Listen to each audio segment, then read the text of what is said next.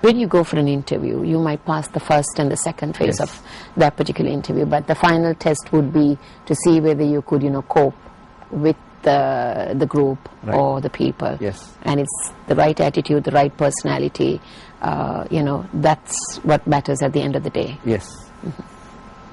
So we seem to be giving that kind of thing. So I know there are many students in Sri Lanka who study Japanese language thinking that they can get a job in a Japanese company.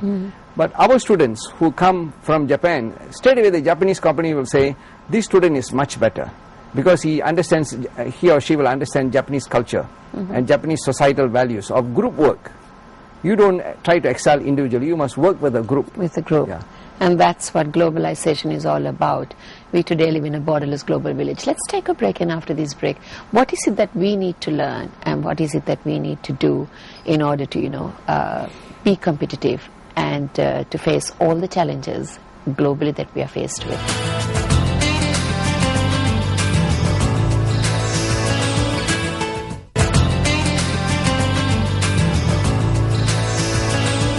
Professor Mani very clearly said that in order to set a country free, we need to have a vibrant economy. To have a vibrant economy, we need to also look into the education system. And I strongly believe that we need to think globally and look globally, because Professors University, the APU, is talking about globally minded graduates. So do we have globally minded graduates in this country? Have we thought internationally? Are we thinking big? Are we thinking global? Today, when the whole world has evolved into a knowledge economy, where are we? Have we changed our curriculums? That's what we're talking about. Attitudes, mindsets, and the subject matters that are needed today in order to face the challenges of the world economically. We're talking about a knowledge economy. We're talking about science, technology, and innovation, Professor.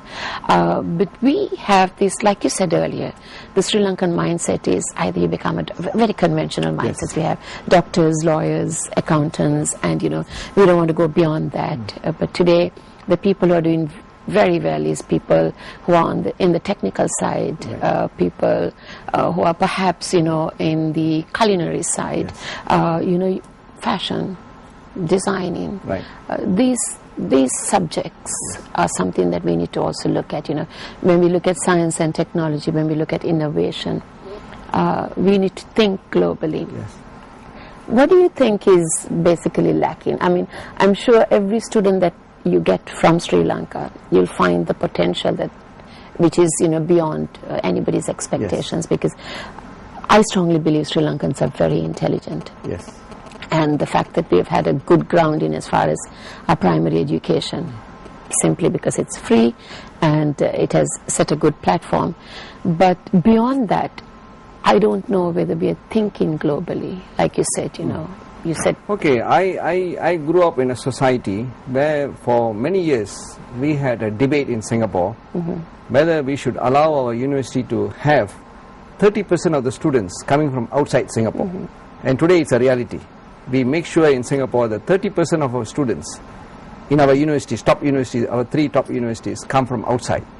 And we make Is sure... it because of the financial factor, or is it because you think that gives a good grounding as far as the mindsets and the See, attitude? Singapore's education system has been always reinventing itself.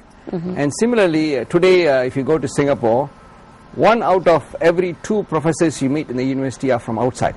So when this university started in Japan, when I realized that they are aiming for 50% of the students to come from outside Japan, it really attracted me. And it has taken 10 years for the rest of the universities in Japan now.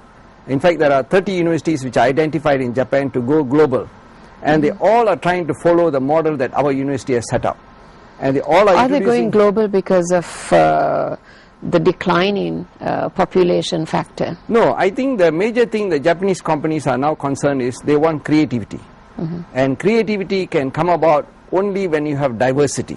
You cannot have monotonous students, monotonous professors, monotonous programs, and I think it will only produce a very monotonous society. No creativity. Creativity will be killed. And I think in Japan, this creativity is being generated by this kind of mixture of people from across the world. And then nowadays, any profession, any job is no more such curriculum focused anymore. People are now you have to be very creative. You have to join sometimes fine arts. You have to create sociological knowledge. You have to create engineering. Only by bringing all these together that you can make society a better place. We don't need somebody who is totally, say, an engineer who can build bridges. Bridges that don't serve people will collapse in the next flood or next rain or next earthquake. So I think creativity is a key important thing for tertiary institutions to follow. If they are not creative, I think they are just wasting natural resources. So moving away from the state and of education to be more creative, Right. and innovative. Yes. Okay, Professor, I was also told that right now you all have built for 1,300 students living in accommodation. Is it 1,000? Yes, out of the 6,000 students our university has, all the first year students are guaranteed hostel space. So there they live together at least for 1 year. Until, for international students it's very important they pick up the fluency in Japanese. And the minute they pick up fluency in Japanese, they move to the town and stay with the people. And thereby they internationalize the town also. Okay. Yeah. So there is a lot of integration as far as, Yes. the name of the town that the The university name of the town is called Beppu. Beppu, okay. The population of Beppu is only about 120,000 people. But we have 10 million tourists visiting the town every year. Because we are the second largest hot spring city in the world. And what's the student population? We have only 2 universities. One is a typical Japanese university. Ours is the international university. So we have our own university, we have injected 6,000 young people into the economy of the city. Because in Japan, almost every university student expects and is expected to do part-time work. And they are very proud about doing part-time work because they get good pay in part-time work. In fact, some of the students from Sri Lanka who only get tuition fee waiver, their fathers or mothers are unable to send money beyond 1 year. They come there and they can live in part-time work. So it's permissible for them to work part-time? Of course, they can have a work certain 20 hours a week part-time work, and during the 4 months of vacation throughout the year, they can work full-time, and nobody is going to stop them from working. And there are some Sri Lankan And that students, covers the living expenses. Okay. Yep. And so it gives them confidence to be away from home and take care of themselves and earn their own money. Now they have to balance So their they are being made independent Yes. whilst getting their education. education. What's your final word for the Sri Lankan students who might be interested in joining APU Well, and yes. to be able to get a scholarship as well? Yes. If they need an education that will definitely guarantee them a job, they can come to our university. Is there a particular allocation for Sri Lanka? No, No it is allocations. open. It's open. We would love to have 50 students a year. Right now we get 10 students a year. And we are quite happy so far, but then as you know, we want to increase the number of students from South Asia, especially Nepal, India, Sri Lanka and Bangladesh. So we are really looking forward to more South Asian students coming here. Another reason is that Japanese companies are going to move to South Asia, and they are now really exploring ways to invest in India.